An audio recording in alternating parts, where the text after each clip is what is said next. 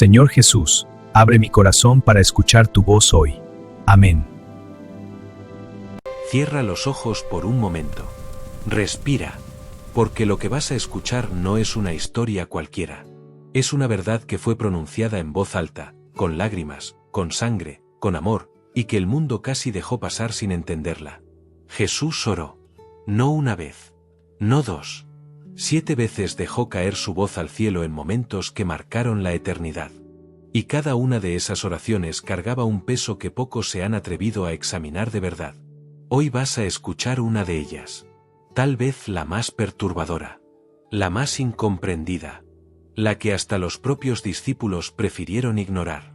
Pero antes, necesitas entender algo. Señor Jesús, tú que oraste en el huerto con gotas de sangre cayendo de tu frente, tú que clamaste desde la cruz con una voz que partió el cielo en dos, tú que intercediste por tus enemigos cuando nadie más lo haría, hoy me postro ante ti. No vengo con palabras perfectas. Vengo con el corazón abierto, con las manos vacías, con el alma sedienta de algo que el mundo no puede darme. Vengo porque sé que tú escuchas. Vengo porque sé que tus oraciones aún resuenan en el cielo. Señor, enséñame a orar como tú oraste. No con religión vacía. No con palabras repetidas sin sentido. Enséñame a clamar desde lo más profundo, como lo hiciste tú en aquella noche oscura del huerto de Getsemaní, cuando el peso del mundo entero cayó sobre tus hombros y aún así, dijiste, no se haga mi voluntad, sino la tuya. Esa oración, Señor, esa oración me desafía. Porque yo, tantas veces, quiero que se haga mi voluntad. Quiero que mis planes funcionen. Quiero que mis deseos sean satisfechos. Y tú que eras el Hijo de Dios, elegiste rendirte. Hoy quiero aprender esa rendición. Hoy quiero dejar caer lo que tanto he cargado. Hoy quiero confiar en que tu plan es mejor que el mío, aunque no lo entienda, aunque me duela, aunque el camino parezca oscuro e interminable. Señor Jesús, recibe esta oración como un acto de fe, como una semilla lanzada al viento, confiando en que tú sabes dónde plantarla. Como una lágrima derramada en silencio que tú guardas en tu memoria eterna. Que tu Espíritu Santo me envuelva ahora mismo. Que tu paz, que sobrepasa todo entendimiento, guarde mi corazón y mi mente. Que cada palabra que escuche hoy en este vídeo no sea solo información, sino transformación. Gracias, Señor. Gracias porque antes de que este día termine, algo en mí habrá cambiado. Amén. Amén. Y amén. Las 7 oraciones de Jesús, el secreto que nadie quiere enfrentar.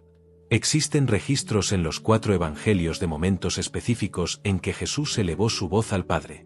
No eran rituales. No eran performances religiosos. Eran gritos del alma. Conversaciones íntimas entre el Hijo y el Padre que, por alguna razón que aún nos desafía, fueron registradas para que nosotros las leyéramos siglos después. La primera oración registrada de Jesús en los evangelios no aparece en un templo. No aparece frente a una multitud. Aparece en un río. En el momento de su bautismo, cuando Juan lo sumergió en las aguas del Jordán, Lucas 3:21 dice algo perturbador. Jesús también fue bautizado, y mientras oraba, el cielo se abrió. ¿El cielo se abrió mientras Jesús oraba? ¿Qué estaba pidiendo? ¿Qué estaba diciendo en ese momento? El texto no lo revela.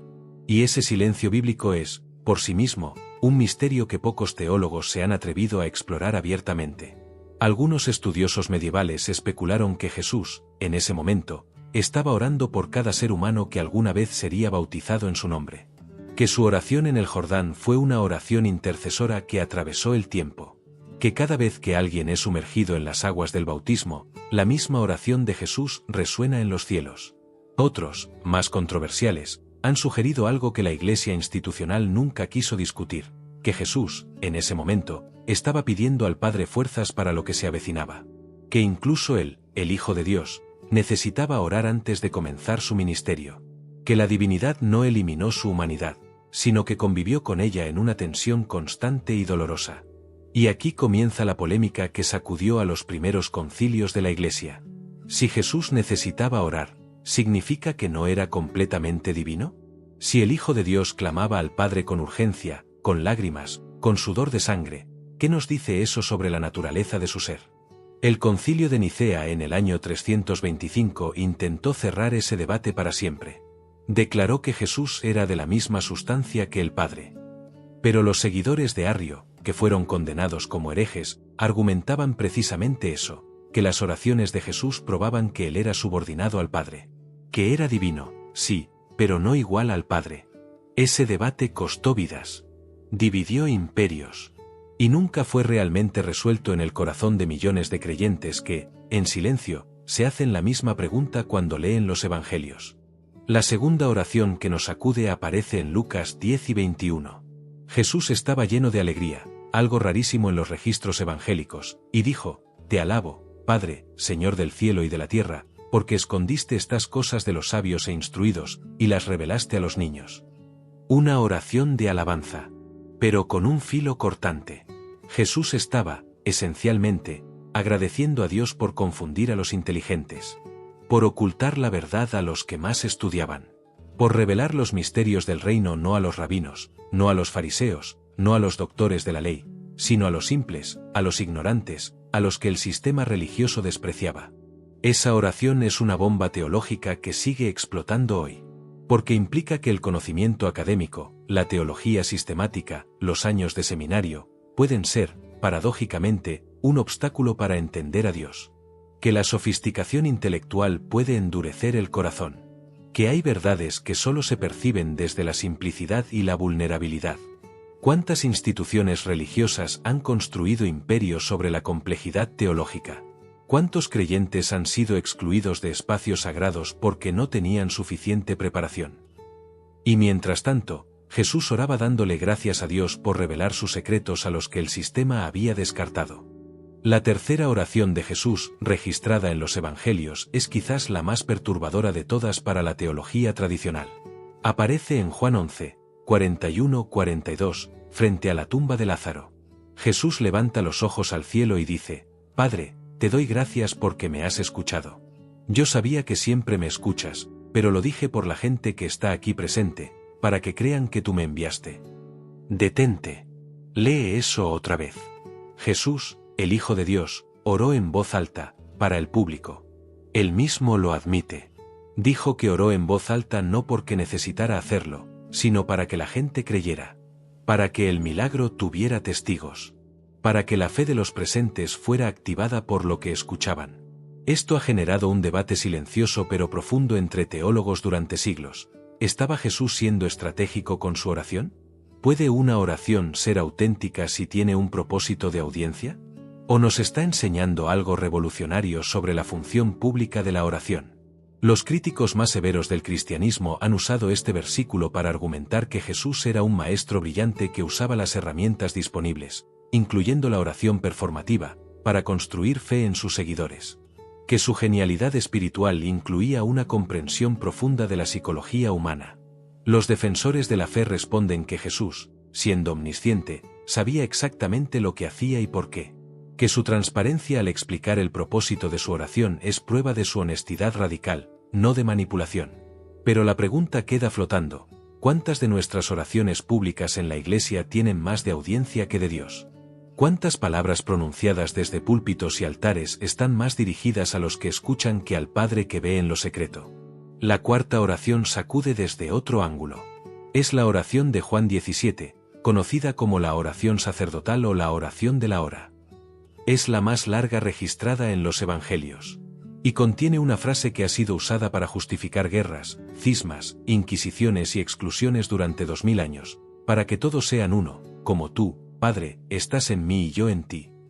Jesús oró por la unidad de sus seguidores. Una unidad tan profunda que fuera espejo de la unidad entre el Padre y el Hijo. Y sin embargo, hoy existen más de 45.000 denominaciones cristianas en el mundo. Cada una convencida de tener la interpretación correcta.